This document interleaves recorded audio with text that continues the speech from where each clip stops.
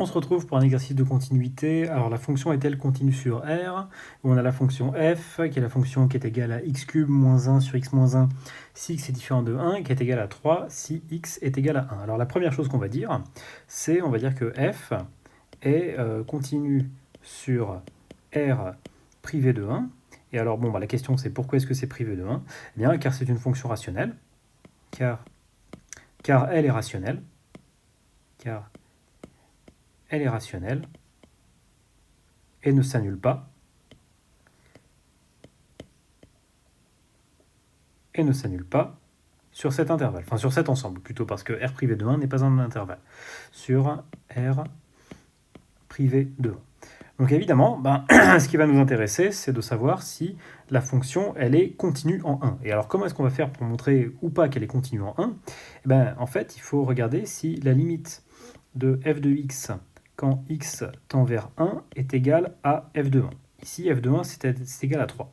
Bon, évidemment, quand vous allez faire le calcul, vous allez tomber sur une forme indéterminée. Sinon, il n'y a pas d'exercice. Enfin, on pourrait très bien avoir un exercice où on ne tombe pas sur une forme indéterminée, mais l'intérêt serait purement pédagogique pour vous faire pratiquer les notions de base. Alors, on a que la limite de donc x cube moins 1 sur x moins 1 quand x tend vers 1, ça, on ne l'écrit pas, mais c'est évidemment égal à 0 sur 0. Donc, ça fait forme indéterminée, on est foutu. Mais comment est-ce qu'on va faire ? Comment est-ce qu'on va faire ? Vous venez tranquillement de dire que 1 au cube moins 1 était égal à 0. Ça veut donc dire que 1 est donc racine de x cube moins 1. 1 est racine de x au cube moins 1. Ça veut dire que on peut, donc x moins 1 divise x cube moins 1. Donc x moins 1 divise x cube moins 1.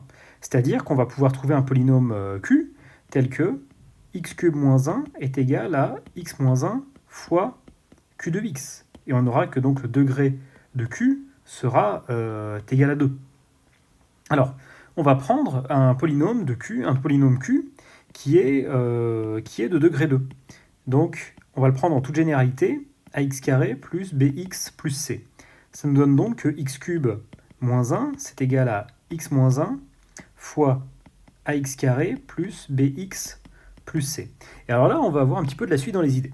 Pourquoi ? Parce que si vous faites x fois ax carré, vous allez obtenir ax cube. Et nous, on sait que le a ici, il vaut combien ? Il vaut 1. Donc, on a déjà la valeur de a. On sait que a vaut 1. Et évidemment, ce petit truc, on va le faire pareil pour la fin de notre expression. Moins 1 fois c, ça nous donne moins c. Et donc là, on sait que le moins c, le terme constant, il est encore égal à moins 1. Donc, le c, il va tout simplement être égal à 1.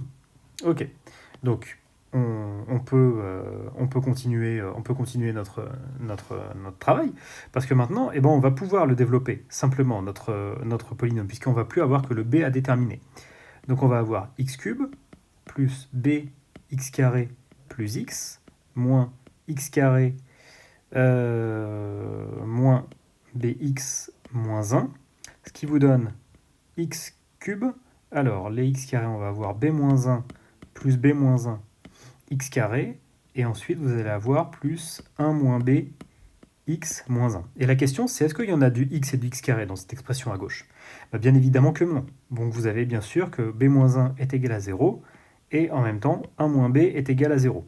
Et ça, les deux vont vous donner quoi ? Ça va vous donner que b est égal à 1.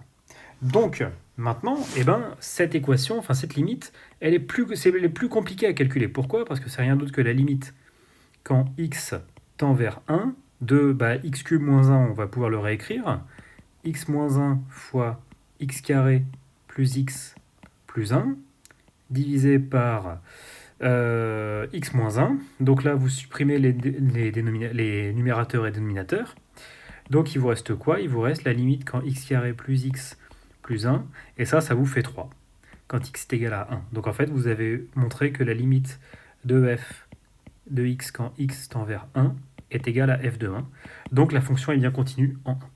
Elle est bien continue en 1, donc elle est continue sur R. Donc f continue en 1, donc sur R. Voilà, j'espère que c'est plus clair.